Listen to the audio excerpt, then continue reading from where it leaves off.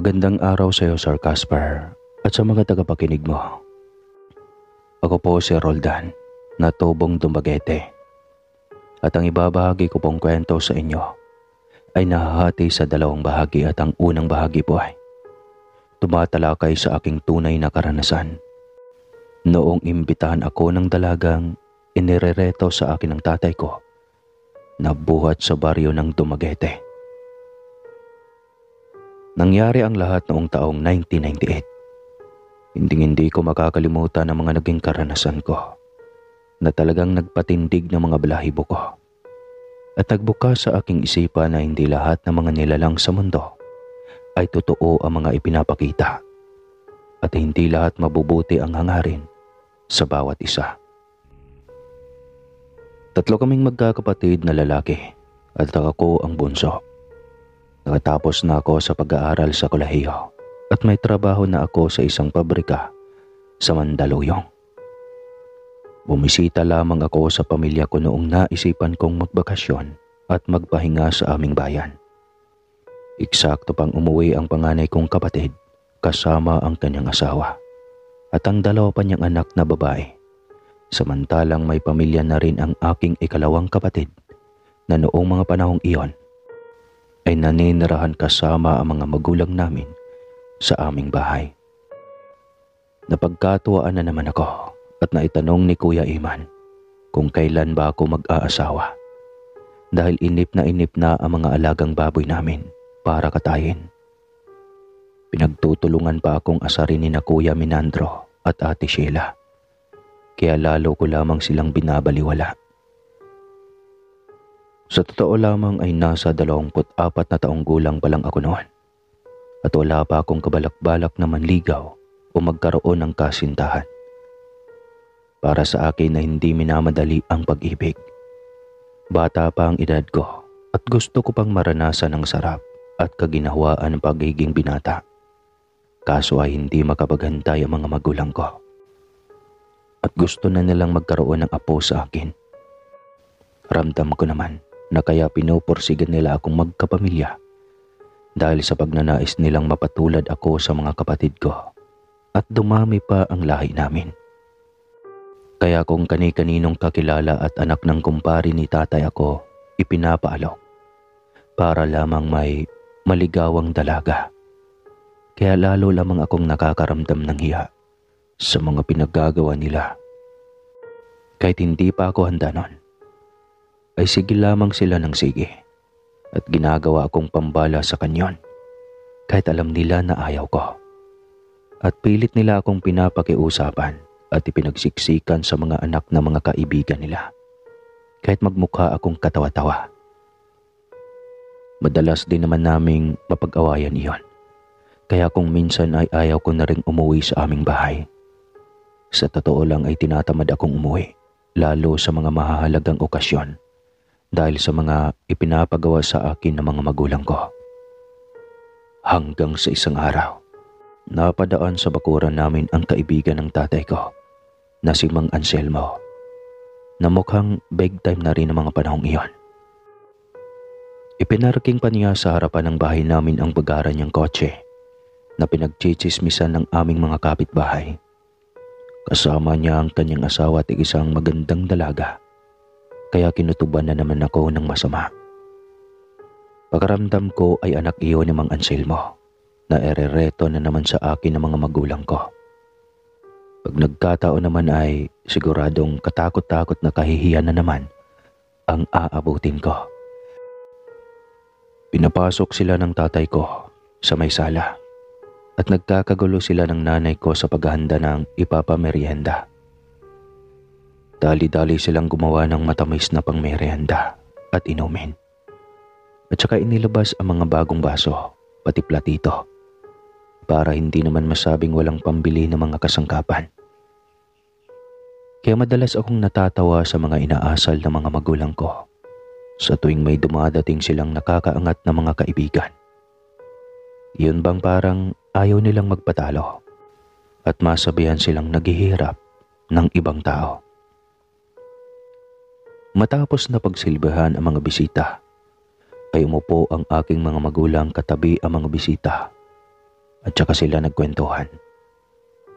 Napuno ng mga halakhakan at katuwaan ng bawat paksang kanilang pinag-uusapan hanggang sa marinig ko ang pangalan ko na sambit ng mga magulang ko. Napasulyap ako sa kanila sa may sala at laging gulat ko nang ipag-alukan ako ng tatay ko sa anak ni Mang Anselmo.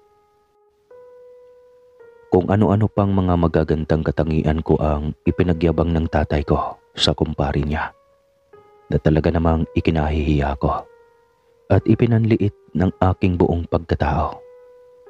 Sa tingin ko ay gusto akong ipagtulakan ng tatay ko para maging kasintahan ang anak ni Mang Anselmo upang ako ang makapagpaahon sa kahirapan ng aking pamilya. Mangyari kasing dating hamak na magkukopera si Mang Anselmo na nakatira sa baryo. Subalit, nakipagsapalaran siya sa bahaging Mindoro at nabalitaan na lang namin na nakapangasawa siya ng isang mayamang tagapagmana ng niyugan at tubuhan na nagbigay sa kanya ng swerte. Marahil ay ang kabuhayan ng pamilya ng babae ang nakapagpaahon sa kahirapan ni Mang Anselmo. Kaya naman nagmukha siyang mayaman. Pabalik na ako sa aking silid-tulugan dahil hindi ko na nagugustuhan ang mga sinasabi ng aking mga magulang. Subalit, isinigaw pa talaga ng tatay ko ang aking buong pangalan at napansin niya ako sa isang sulok. Kaya wala na akong nagawa kundi ang lumapit sa kanila. Inis na inis ako sa sarili ko pero nakiharap ako sa kanila ng maayos dahil ayaw kong isipin nila na bastos ako at masama ang ugali. Ayaw ko rin namang mabahira ng masama ang pagkakaibigan ng tatay ko at ni Mang Anselmo dahil lamang sa mga pagmamaktol ko. Pinaupo ako ng mga magulang ko at tabi ang anak ni Mang Anselmo. Medyo nahihiya at naiilang ako sa dalaga pero kinalaunan ay natuwa at napahanga ako sa kanyang kagandahan. Nakipagkilala siya sa akin bilang Raquel at nagtatrabaho siya sa isang kumpanya sa Maynila bilang assistant ng kanyang boss. Nakipagkilala rin ako sa kanya at nang magtama ang aming mga paningin ay hindi ko maintindihan ang pakiramdam ko. Bigla na lamang dumagundong ang malakas na kaba sa dibdib ko. Hindi ko maintindihan ang mga oras na yun ang lahat, pero iisang bagay ang pilit na naglalaro sa isipan ko. Mukhang tinamaan ako kay Raquel at doon ko palang nararamdaman ang umpisa ng pagbibinata. Itinago ko muna kung anumang nararamdaman ko sa harap ng mga magulang ko, lalo na sa pamilya at kay Raquel. Dahil ayaw kong masira o maputol niyan at kaunting kaligayahan sa puso ko. Habang nagkukwentuhan kami ay napadako ang usapan namin sa gaganaping piyesta sa kanilang nasasakupan. Nagtaka lamang ako dahil ang pagkakaalam ko ay matagal pa ang piyesta sa kanilang bayan. Pero base sa paliwanag ni Raquel, ay taon-taon na nagkakaroon ng piyesta sa kanilang barangay sa ganoong buwan. Nagulat din ang mga magulang ko dahil wala sa bokabularyo nila na may ganon palang ipinagdiriwang sa kanilang barangay. Pero wala naman silang kagatol-gatol na tinanggap ang paanyaya, lalo't pat pinangunahan na naman nila ako na makakarating ako sa araw ng piyesta at aakyat ako ng ligaw kay Raquel. Hindi na ako nakapalag dahil masayang-masaya si Raquel pati ang pamilya niya. Wala na akong lakas para sumalungat dahil mukhang pinagplanuhan na nga ng aking mga magulang lahat ng mangyayari. At halatang-halata na gusto nila si Raquel para sa akin. Lumipas ang ilang minuto at inabot na sila ng takip silim sa aming bahay. Nagpaalam sila sa amin at baka gabihin sila sa pag-uwi. Inihatid namin sila sa bakuran at doon ay nakita ko ang magarang kotse ni Mang Anselmo. Talaga nga palang maasenso na ang buhay nila. Abot langit ang pasasalamat at pamamaalam sa kanila ng mga magulang ko. Kaso pagbalik namin ng bahay ay kinausap ko sila ng masinsinan. Inay, ano po bang gusto talaga ninyong mangyari? Halos ipagtulakan niyo ako sa anak ni Mang Anselmo. Ni hindi niyo man lang ako tinanong kung may balak akong ligawan o may paghanga ako kay Raquel. Basta na lamang ninyo akong didiktahan na manligaw. Lumapit sa akin ang nanay ko at inalo ako. Anak, wala namang masama doon. At saka para din naman sa kabutihan mo ang ginagawa namin ng tatay mo. Sumabat ang tatay ko sa usapan at mukhang hindi ako mananalo sa pagkikipagdebate sa kanya. Anak, alam mong hindi ka na bumabata at saka mapagkakatiwalaan ko si Anselmo. Para ko na siyang kapatid. Kaya nakakasigurado ako na maayos at matinong babae si Raquel. Hindi mo na kailangan pa maghanap ng iba.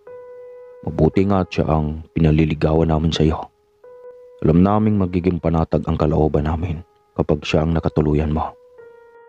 Niyakap ako ng nanay ko, kaya minabuti ko na lamang tumahimik dahil nakakatiyak ako na hindi ako mananalo sa pagsuway ko sa kanila.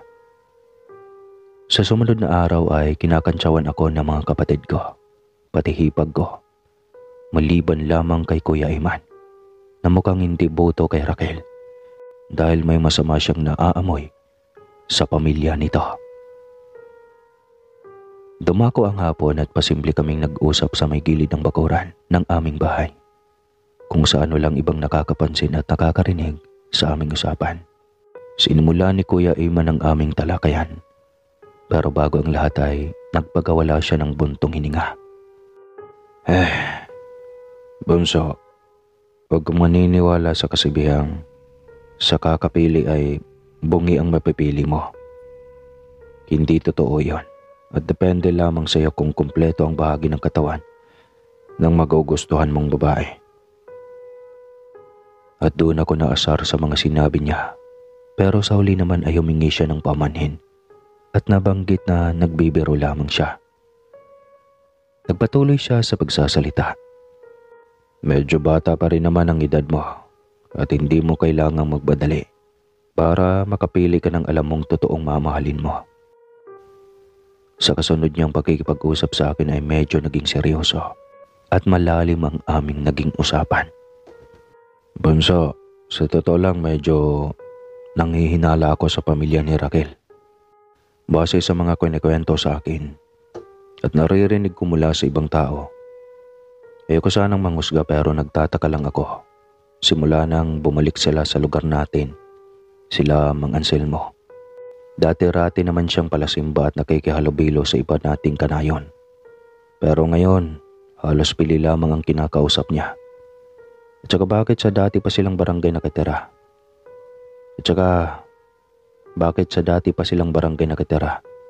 Doon pa mismo sa lumang pinagtitiray ka ng bahay nila. Hindi ba madalang ang mga kapitbahay nila sa lugar na yon? Ewan ko ba kung dapat kong paniwalaan si Aling Marcia sa sinabi niya na nakita niya ng isang gabi ang babaeng nahati ang katawan na lumabas mula sa bahay ni Mang Anselmo at lumipad sa kalayuan. Medyo nagulat ako, pero napuno ng kuryosidad at katanungan ang isip ko. Kaya naglakas loob akong nagtanong sa kapatid ko para maliwanagan ako ukol sa mga sinasabi niya. Anong ibig mong sabihin, kuya? Na pamilya ng manananggal si Raquel? Hindi naman siguro. At saka nag-uulyanin na si Aling Marcia. Posibleng namamalikmata lamang siya nun. Ang alam ko palasimba si Mang Anselmo noon. Maaring nagbago lang siguro ang prinsipyo niya kaya hindi na siya nagsisimba. Tumingin sa akin ng mabuti si Kuya Iman na para bang gustong basahin ang laman ng isip ko. Bahagya akong napakunot ng noo sa ekspresyon ng kanyang mukha. Bunso, magtapat ka nga sa akin. May nararamdaman ka na ba para kay Raquel? Okay lang ba sa'yo na ipagtulakan ka ng mga magulang natin na manligaw sa kanya? Lalahanin mo na nasa tamang edad ka na para magdesisyon sa sarili mo. Alam mo na rin ang tama at mali. Sumang-ayon ako sa kanya at inisip kong mabuti ang mga isasagot ko pa sa kanya. Oo naman, hindi ko makakalimutan iyon. Pero aaminin ko na humahanga ako sa kagandahan ni Raquel. Subalit hindi naman ganon kalalim ang namumuo kong pagtingin sa kanya, kuya. At marami pa rin akong dapat malaman sa kanya bago ako magtiwala at magmahal ng isang tulad niya. Gusto kong pagbigyan mga magulang natin at subukan na kilalanin siya at ang kanyang pamilya. Kung mararapatin mo, kuya, baka pwede mo akong samahan. Bukas, piyesta daw sa kanilang barangay. Biglang napahalakhak si Kuya Iman na para bang ginagawang biro ang mga sinasabi ko sa kanya. Kaya nakaramdam ako ng kaunting inis at hiya. Ano ka mo? Piyesta? Ulitin mo nga ang sinasabi mo. At kailan pa nagkaroon ng piyesta sa kanilang barangay? Kalokohan. O siya, sige. Sasamahan kita dahil ayaw ko rin na mapahama ka. Pero kung ano man ang kalabasan ng panliligaw mo sa kanya, ikaw pa rin ang masusunod at pipili ng kapalaran mo. Naiintindihan mo ba, bunso? Ha? Oo, kuya. Tumalima ako at nagpasalamat bago kami bumalik sa loob ng bahay. Marami mang misteryo ang tumatakbo sa isip ko. Ay pinagbabukas ko na lamang ang lahat dahil alam ko na sa susunod na araw ay masosolusyonan na rin at may bibigyan ng kasagutan ang mga katanungan sa isip ko. Kinabukasan, maaga kaming nag-almusal para makaalis din ng maaga patungo sa kabilang dako ng barangay. Bumili pa ako sa bayan ng sariwang bulaklak at pasalubong para kay Raquel. Halos ipaligo ko ang pabango ko sa buong katawan at nagsuot pa ako ng polo pati maong. Usong-uso pa noon ang gel na pampatigas sa buhok. Kaya naman hinawi at inayos ko ang buhok ko. Pusturang-pustura pa ako bago ako humarap sa pamilya ko. Halos kiligin ang mga hipag ko at hangang-hanga sila sa itsura ko. Medyo nainis lamang ang mga magulang ko at isasama ko pa si Kuya Iman bilang champeron. Teka, bakit isasama mo pa ang kapatid mo? Hindi ka na lamang magsulo ng pag-akyat ng panliligaw. May dala pang sundang si Iman. Akala mo magtatabas ng damo at magpuputol ng kahoy. Ay, nako. Napapakamot sa ulo ang tatay ko habang pinagmamasdan ang kapatid ko. Sumagot si Kuya Iman habang isinusukbit ang sundang sa kanyang tagiliran. Sundang itak yata yan. Itay, mabuti na rin at may kasamang kapatid na taga-suporta ang bunso natin. At saka nag-iingat din ako at marami na rin mga dayuhan sa kabilang baryo. Mahirap na ang mapuruhan at mapag-interesan. Wala naman nang nagawa pa ang mga magulang namin at hinayaan na kaming makaalis. Binili na lamang kami na huwag magpapahating gabi sa pag-uwi at huwag magpapakalasing. Tumalima kaming dalawa at mabilis na lumabas sa aming bahay. Nang tuluyan na kaming magkalayo ay may ibinigay sa akin si Kuya Iman na isang botelya, pati asin. Bunso, ang botelya at pati asin ay ilagay mo sa bulsa. May lamang sagradong tubig ang botelyang yan. Kung totoo man na aswang ang pamilya ni Raquel ay madali nating iyong malalaman dahil may orasyon akong ginamit sa iyo kahapon. Bago ako natulog sa gabi, makikita mo sa mga inahanda nilang pagkain sa atin kung purong karni ng hayop o tao ang mga iyon. Kinilabutan ako sa mga sinabi ni Kuya. Bagamat kinakabahan ay tumalima pa rin ako sa mga sinabi niya at nagpatuloy kami sa paglalakad. Walang ano-ano ay nakasumpong kami ng sasakyan at sumakay kami kaagad para makarating na sa kabilang baryo. Inabot kami ng tanghali bago kami nakarating sa may welcome. Tirik na ang araw sa kalangitan at tumutulo na ang pawis ko sa noo. Bumaba kami doon at naglakad-lakad. May mga nakakasalubong kami mga tao at masaya kaming bumabati. Subalit nagtayuan ang mga balahibo ko sa batok nang mapansin ko na mga seryoso at malalalim ang tingin nila sa amin. Bagamat piyesta, hindi ko maiwasang matakot at magduda sa mga tao sa lugar na iyon. Nagpatuloy kami sa paglalakad hanggang sa makasalubong namin si Mang Nicanor. na may bitbit na manok na pangsabong. Niyaya niya kaming magtungo sa bahay nila para kumain. Subalit nagdahilan na lamang si kuya para hindi kami mapilit na pumunta. Nabanggit namin sa kanya na dediretso kami sa bahay ni Mang Anselmo, na bigla niyang ikinagulat at tila mayroon siyang kinakatakutan. Ngunit mabilis din siyang bumawi at tinapik na lamang kami sa balikat bago siya nagpaalam sa amin. Pagkaalis niya ay tinanong ko si Kuya Iman kung bakit siya tumanggi sa pag-iimbita sa amin ni Mang Nicanor. Kuya, bakit mo tinanggihan ang alok ni Mang Nicanor? Mukha naman siyang mabait at dati na rin natin siyang kapitbahay noong mga bata pa tayo. Maayos siyang makisama sa ating mga magulang, di ba? Tumugon si Kuya Iman. Bunso, marami nang nagbago. At hindi palaging mabait ang mga taong nakakasalamuha mo. Isa pa, kilala si Mang Nicanor na manlalason.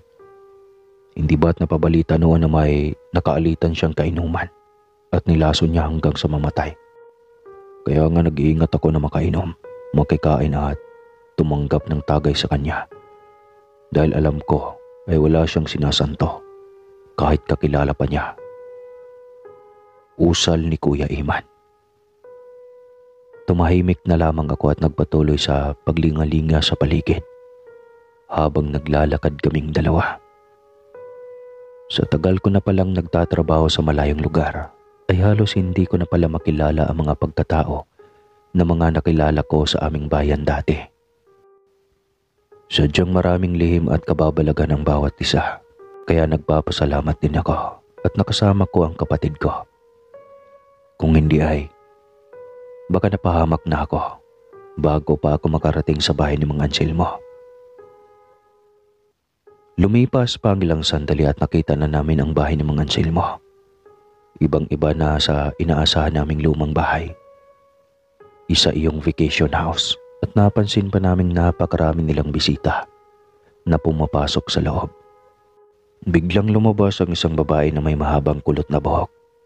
Kamukhang kamukha niya si Raquel.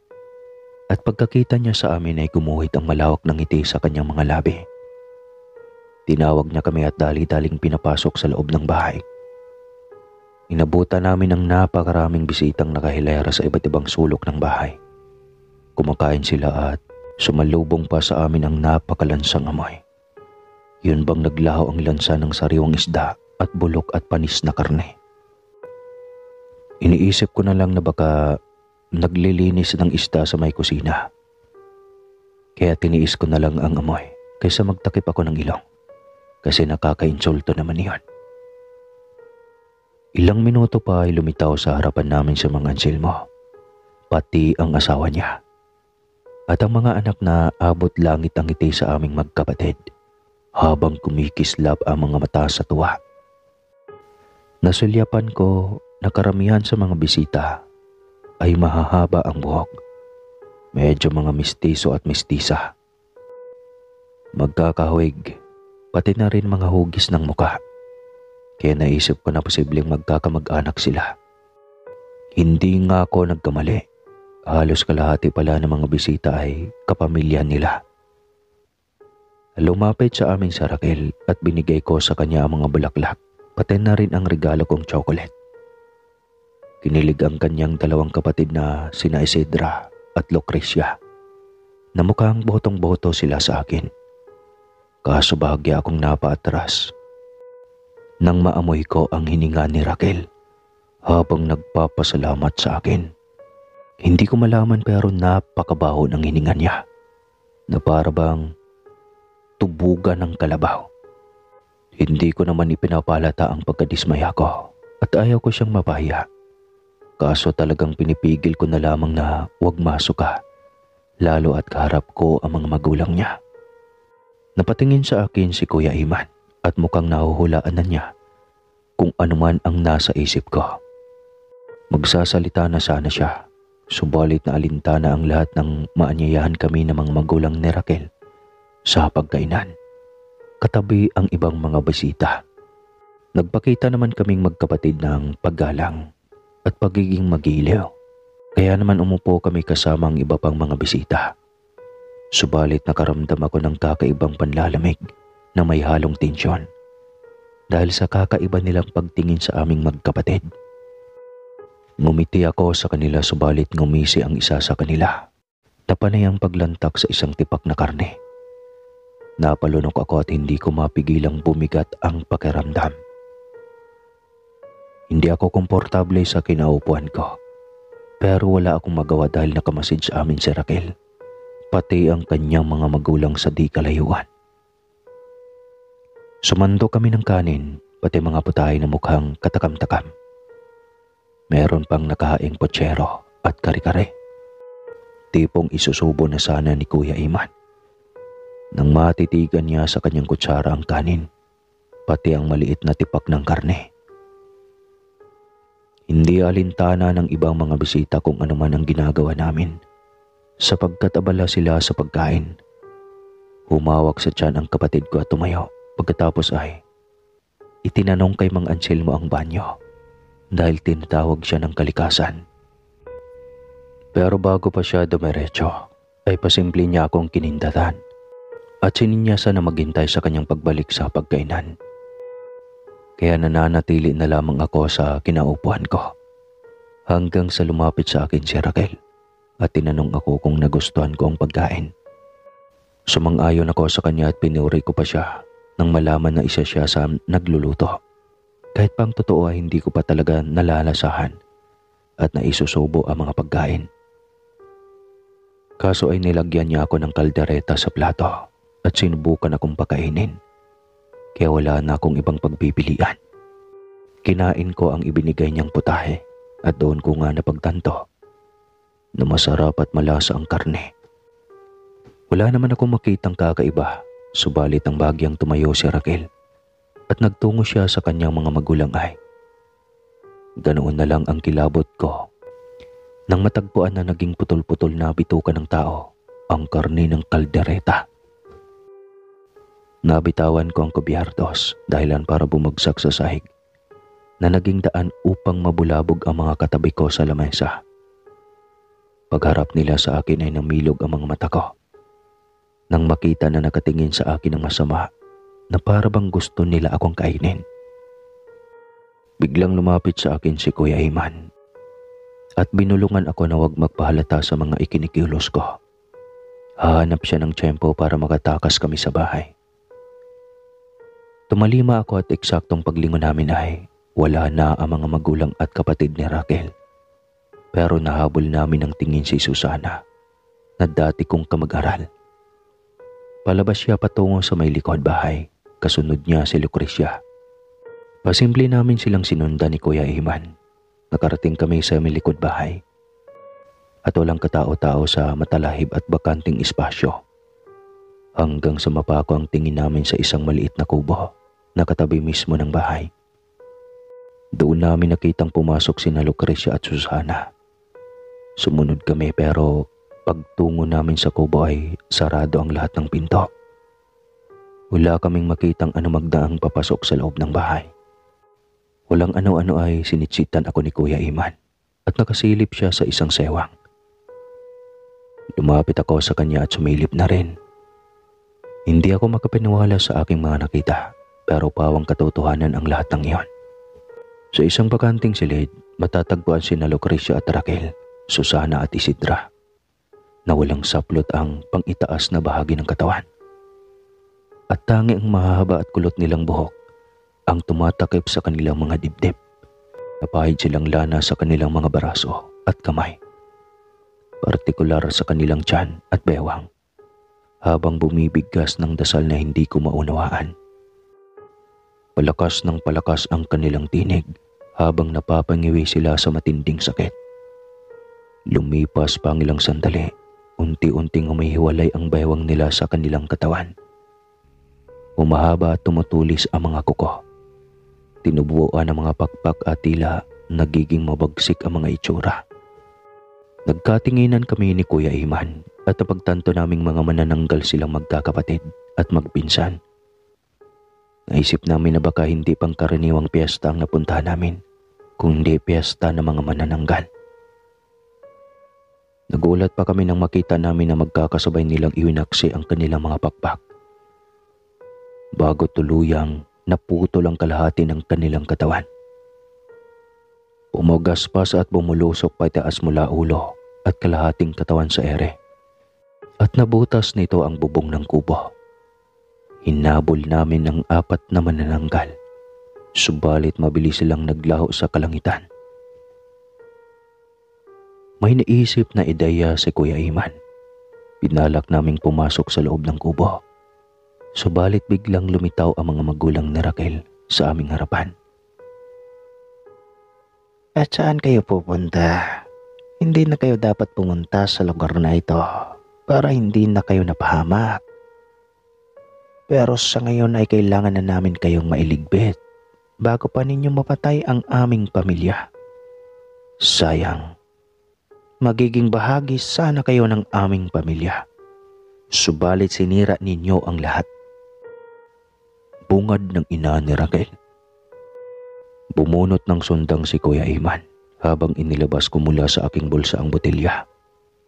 Binuksan ko ang takip at bago pa makalapit sa amin ang mag-asawa ay binuhusan ko sa mukha si Mang Anselmo, samantaling si Kuya Iman naman ay nakalmot sa baraso ng ina ni Raquel. Pero sa isang kisap mata ay bigla na lamang naglaho ang kalmot nito na para bang isang mahika. Matapang niyang tinagpas ang ulo ng ina ni Raquel habang pinapanood ko namang nasusunog ang mukha ni Mang Anselmo. Umangil siya pagkakita niya sa sinapit ng kanyang asawa at inatake ako. Pero mabilis siyang sinunggaban ni Kuya Iman at pinagtataga sa dibdib at paraso. Pagkatapos ay sinaksak ng makailang beses sa tiyan bago nalagutan ang hininga. Napatulala ako sa aking nakitang gilas ni Kuya Iman. Hindi ko sukat akalaing napakalakas niya na makayanang talunin ang mga kampo ng kadiliman. Samantalang wala sa hinagap ko na may kaalaman ang pamilya namin sa estratehiya sa paglaban at pagpatay sa mga aswang. Hindi na rin kami nagpatumpik-tumpik pa at agad na kaming pumasok sa loob ng kubo kung saan natagpuan namin ang 4 na kalahating bewang hanggang paa ng katawan ng mga manananggal. Doon biglang tinangay lahat ng nararamdaman ko para kay Raquel. Parang namanhid ang sarili ko nang maalala ang imahe niya na naging manananggal. Naglaba si Kuya Iman ng 2 kalamansi. Hinati at pinatakan ang 4 na kalahating katawan. Inutusan niya ako na magbudbud ng asin at magsaboy ng sagradong tubig sa bawat karni na naroon. Tumalima ako at ginawa ko ang lahat ng mga ipinag-utos niya dahil alam kong siya ang mas nakakaalam kung paano namin mauubos ang mga kalaban. Nakita ko ang pagbabago mula sa kalahating katawan. Unti-unting bumula at nag-usok ang mga katawan na para bang mga karning nadarang sa apoy. Nakakapangilabot at nakakadiri. Para bang niluluto ang mga karne sa kumukulong mantika. Hinihintay naming masunog ang katawan nila hanggang pa nang biglang bumalik ang 4 na manananggal at pinagtulungan nila kaming dakmain pa itaas. Nasabuyan ko ng asin si Susana at eksaktong tinamaan siya ng asin sa tigkabilang mata. Umangil siya nang mag-usok ang mga mata hanggang sa tuluyan siyang nabulag. Hinila ko siya pa ibaba at binalian ng mga pakpak. Pagkatapos ay nakadampot ako ng matulis na patpat at isinaksak ko sa malulusog niyang dibdib. Kasunod niyon ay inihagis ko siya sa lupa. Samantalang si Kuya Iman naman ay pinipilipit sa braso si Lucrecia habang sinasabunutan siya ni Isidra. Sinunggaban ako ni Raquel at kung ano-anong matatamis na pananalita ang sinabi niya para maakit ako. Subalit hindi ako nagpadala sa mapanukso niyang mga tingin. Hinagisan ko siya ng asin at hustong tumama iyon sa kanyang mga braso at mukha. Nalapnos ang balat niya at sumisigaw siya sa sobrang sakit. Nang makita niyang nasusunog ang kalahating katawan niya ay bumulusok siya pa ibaba. Subalit umarang ako sa harapan niya at iwinasiwas ko ang sagradong tubig. Sige, subukan mo pang lumapit. Wala ka nang magagawa para isalbang katawan mo. isa kang manluloko. Pinaniwala mo akong mabuti kang babae. Narespeto ka ng mga magulang ko at boto sila para sa iyo. Pero sinayang mo lang ang tiwala nila sa iyo. Hindi kita dapat mahalin. Nanggigigil ako sa sobrang inis. Hindi lamang sa kanya, kundi sa sarili ko. Dahil hinahayaan ko siya na kahit paano ay mapalapit sa akin. Samantalang patibong lamang pala ang lahat. Inipon ko lahat ng galit at sama ng loob ng mga oras na yon. Hindi ko na siya binigyan pa ng dahilan para makapagpaliwanag. Isinaboy ko na sa buong mukha niya ang tubig. Kasabay niyon ay binudburan ko pa ng asin ang kalahating katawan niya. Hanggang sa parehas na sumabog ang kanyang katawan. Mabilis naman akong nakaiwas at napadapa akong bumagsak sa lupa. Mga ilang minuto din akong nawala ng malay. Bago ako gumising at nakita ko na pinugutan ni Kuya Iman ng ulo si Lucrecia at binalian niya ng liig si Isidra. Matagal akong napatulala sa abo ni Raquel. Hindi ko inaasahan na nagwawakas na ang buhay niya sa malagim na trahedya. Marahil ay hindi talaga kami ang itinadhana para sa isa't isa. At kalooban na rin ng Diyos na mailayo ako sa anumang panganib. Bilang pagpapatuloy, lumapit ako sa kapatid ko at inakbayan siya. May mapait na ngiting sumilay sa kanyang mukha. Kahit pa ganoon katindi ang pinagdadaanan namin ay nagpapasalamat ako.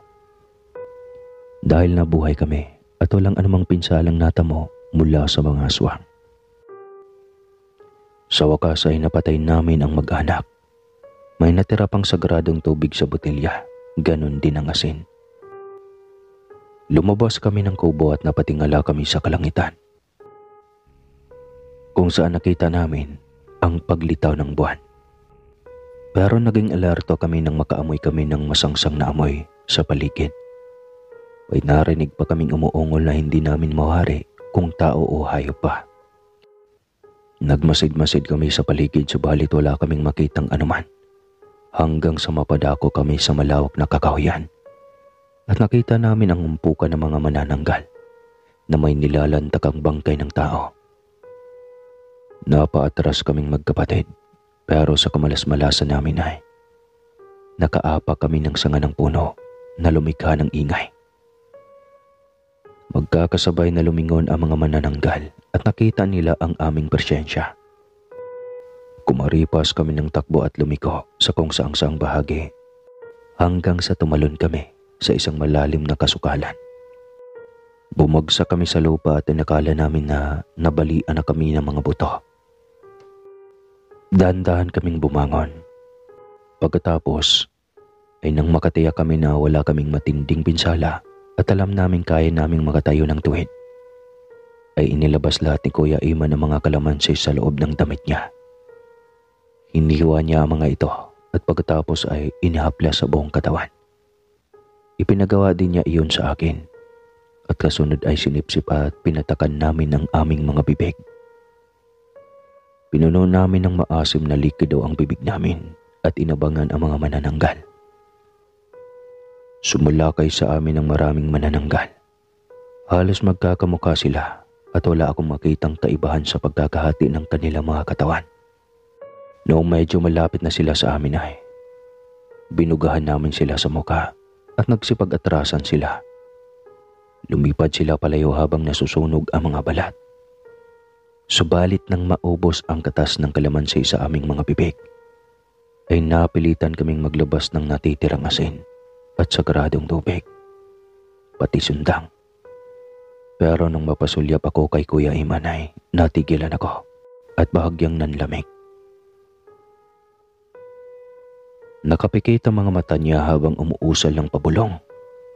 Sa tuwing may umatake sa kanyang mga manananggal ay hindi nila magagawang madaplisan siya sa katawan. Isa-isa silang nanginginig at bumubulagta sa lupa ng mga bangkay.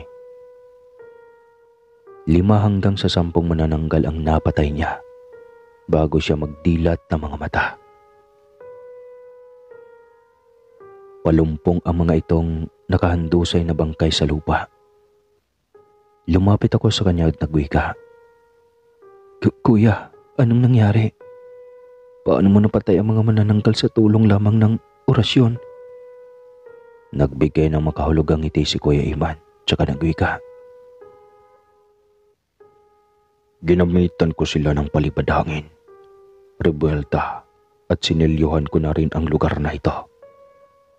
Hindi mo na itatanong na paborito akong apo ni Lolo Agustin, na hindi sa lingid ng kaalaman ng tatay natin na dating mangkukulam ang ating lolo. Siyang nagpamana sa akin ng kapangyarihang pumatay ng mga aswang at iba pang masasamang elemento. Ano? Naguguluhan ako.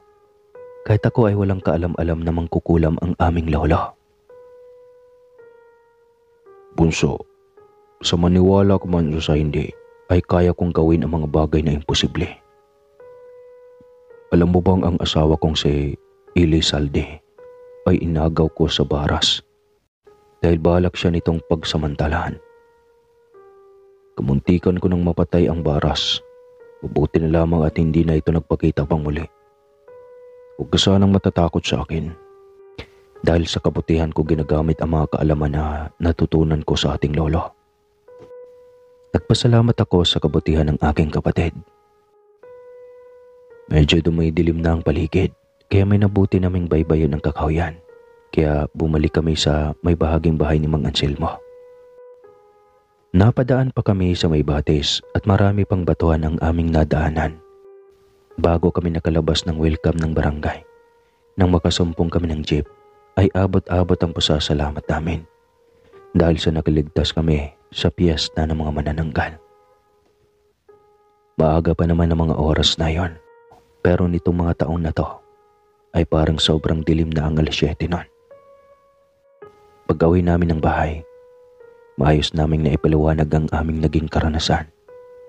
Ganoon na lamang ang pagsisisi at paghingi sa akin ng tawad ng aking mga magulang. Ibinulid pa nila ako sa kapahamakan at ibinugaw sa manananggal na hindi naisip na pwede naming ikamatay ni Kuya Iman ang pagpunta sa teritoryo ng angka ni Mang Anselmo. Subalit pinatawad ko pa rin sila dahil mga magulang ko sila at wala na rin ako magagawa dahil nasa huli talaga ang pagsisisi. Nabanggit nila na nagpasilaw sila sa kayamanan at nabulag sa matinding pagtitiwala sa kabaitan ng kaibigang si Mang Anselmo. Kaya hindi na nila inalala pa ang posible kong mararamdaman sa kanilang mga desisyon. Tinanggap ko ng maluwag iyon sa dibdib ko kahit may kaunti akong inis sa mga magulang ko. Wala na akong dapat na isumbat sa kanila dahil nangyari na ang dapat mangyari at kinakailangan na naming magpatuloy sa buhay para makausad sa pang-araw-araw naming mga gawain. Inayaan ko na lamang na lumipas ang masasamang alaala, alang-alang sa pagmamahal ko sa aking mga magulang. Sa sumunod na araw ay kumalat sa buong bayan na pugad ng mga manananggal ang barangay ni Mang Anselmo. At kahit kailan ay hindi na kami nakipagkakaibigan sa mga kamag-anak nila. Bumalik ako sa trabaho ko. Pinagbutihan ko at hindi nagtagal ay tumaas ang posisyon ko. At pagkalipas ng 1 taon ay nakilala ko si Luz Biminda na bago kong katrabaho. Naging magkasintahan kami at kinalaunan ay napangasawa ko siya. Dala ang matibay na pundasyon ng pag-ibig. Lumagay na rin ako sa tahimik at napanatag na ang kalooban ng mga magulang ko, lalo nang mabigyan ko sila ng 2 apo. Tunay nga pala, Sir Caspar, na hindi mo matitiyak ang kapalaran mo at walang magulang ang makakapagsabi na habang buhay magiging matino ang taong pinili nila para sa kanilang mga anak. Lahat ng tao ay nagbabago at hindi mo madidiktahan ang puso mo kung sino lamang ang nais itibok nito. Lumipas ang ilang taon at nagtungo kami ni Kuya Iman sa puntod ng aming lolo at lola. At doon na nung balik sa aking balintataw ang alaala ng aming kabataan, kung saan madalas kaming kinakwentuhan ni Lola Trining na mga pampaantok na kwentong kababalaghan bago kami matulog sa gabi Sa pagkakataong iyon, ay naalala ko ang tungkol sa kwento sa akin ni Lola Trining. Noong kabataan niya, habang nakatira sila sa may bundok sa bahaging Ormoc. Si Lola Trining ay asawa ni Lolo Agustin na ama ng aking tatay Robert.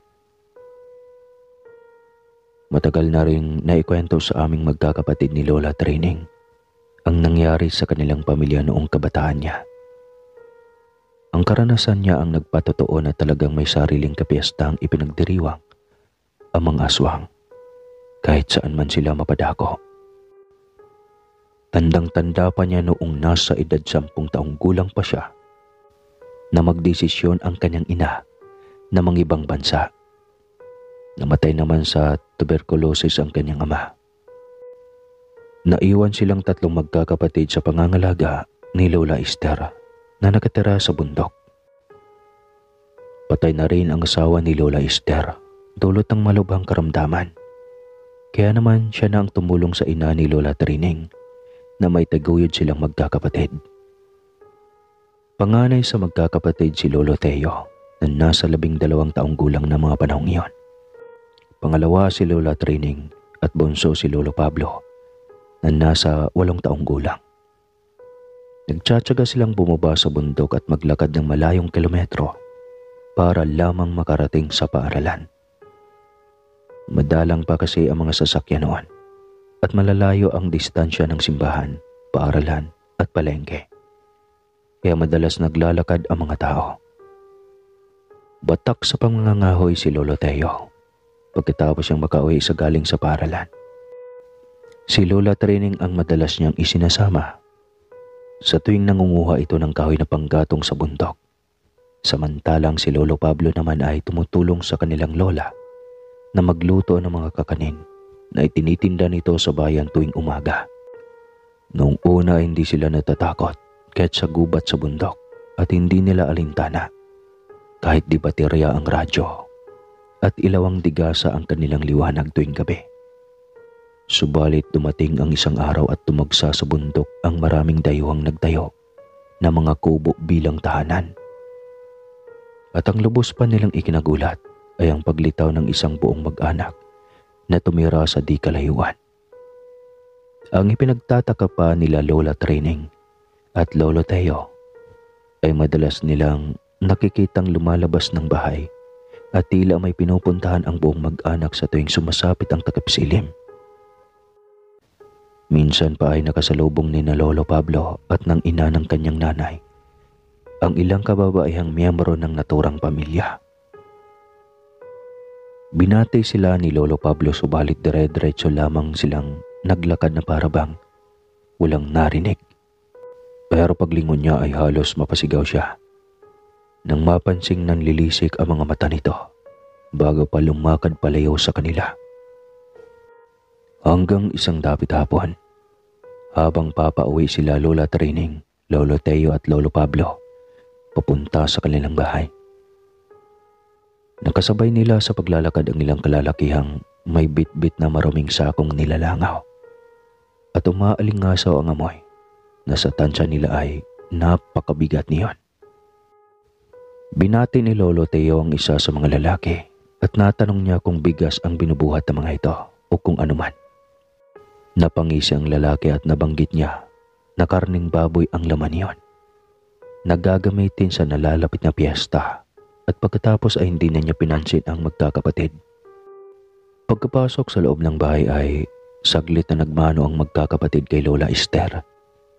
Nagpahinga sila at pagkatapos ay kumuha ng itak si Lolo Teo at lumabas sila ng bahay ni Lola Trining para kumuha ng kahoy na panggatong. Nag-aagaw ng liwanag at dilim nang makatapos na sila sa pangongolekta ng mga kahoy nang biglang may lumitaw na isang dalaga at binata na kamukha ng mag-anak na parati nilang nakakasalubong sa daan. Nagtaka si Lolo Teo kung anong ginagawa ng dalawa sa may kakahuyan ng ganung oras. Tugon naman ng binata na naglalakad-lakad lamang sila at nagpapahangin ng kanyang kapatid dahil maalinsangan sa loob ng kanilang bahay. Matapos niyon ay tinanong sila ng mga ito kung ano ang mga pangalan nila at kung saan sila nakatira. Magilaw naman silang sumagot at nakipagkaibigan. Kaya lang ay napansin ni Lolo Teo sa kausap niyang nagpakilalang Emilio na baliktad ang refleksyon nito sa kanyang mga mata. Kinilabutan siya at inisip na aswang ang binata.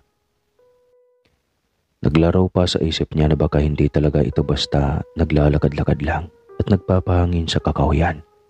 Kung hindi, nag-aabang ng mabibiktima at sa kamalas-malasan pa nila ay baka sila pa ang nasumpungan ng mga ito.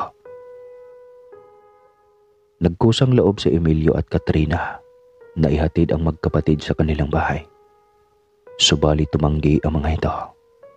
Nagmamadali silang naglakad at iniiwasan nila ang dalawa. Subalit hindi sila tinatantana ng mga ito. Naririnig nila ang mga yabag ng mga paa at pilit silang sinusundan. Kaya napilitan silang kumaripas ng takbo sa kakahuyan. Nakakita sila ng mayayabong na punong kahoy na may nakapaligid na matatalas at matataas na damuhan. Sumiksik sila sa isang tabi ng puno at doon nag-abang sa kasunod na nangyari. Nakita nila sa di kalayuan na naputol ang bewang ng dalaga at binata.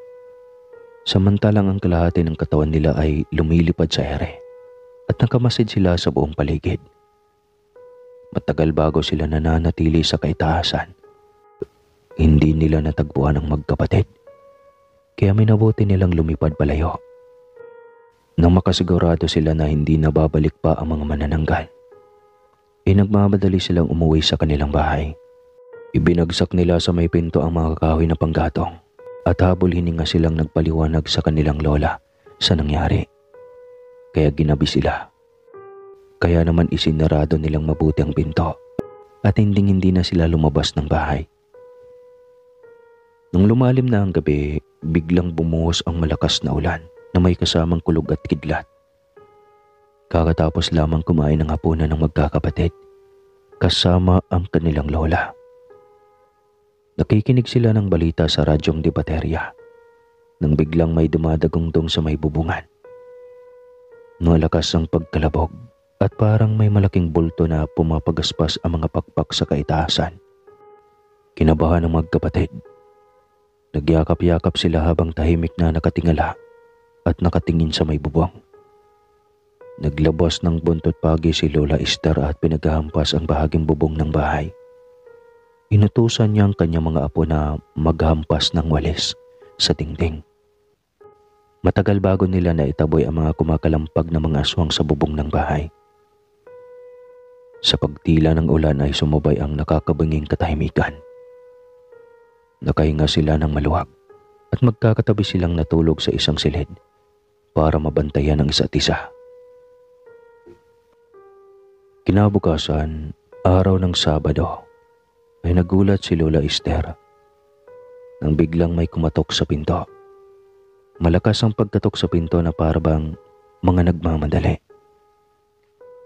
Napatigil sa paglalaro ang magkakapatid at napako ang atensyon nila nang buksan ng kanilang lola ang pinto at tumambad ang isang ali na may kasamang matipunong lalaki, pati isang matandang lalaki. Magkakawangis ang kanilang mga itsura, kaya hindi may pagkakailang magkakadugo sila. Nagpakilala sila bilang miyembro ng mag-anak na dayuhan buhat sa Masbate at inimbitahan nila ang maglolola na dumalo sa kanilang piyesta sa kanilang tahanan at karatig na magkakapitbahay sa may bundok. Simpleng salo-salo lamang iyon at gusto nilang makadapo ang pala ng iba pa nilang mga kapitbahay. Nagpasalamat naman si Lola Esther at inasahan ng mag-anak ang kanilang presensya bago tuluyang magpaalam. Ayaw pagdudahan ni Lola Esther na isa sa mga mag-anak ang aswang na kumalampag sa bubong ng bahay sa nagdaang gabi. Isa pa, maayos ang pakikisama ng mga ito. Kaya imposible na sila ang mga aswang. Lumipas ang tanghali, tinapos na muna nilang maglolola ang mga gawaing bahay bago naglinis ng katawan at nagpalit ng damit upang magtungo sa bahay ng buong mag-anak. Kaso pagkabungad pa lang nila sa bakuran ng bahay ng mga ito, ay nakita nila na may niluluto sa malaking kawa ang dalawang matipunong lalaki na hubad ang kalahating katawan, samantalang may nagsisipag-inuman sa may gilid, at ang ikinatayo ng kanilang mga balahibo ay nang makita nila ang mga kababaihan na tigmak ng dugo habang nagsasayaw sa tabi ng apoy, at may nilalantakan silang mga lamang loob.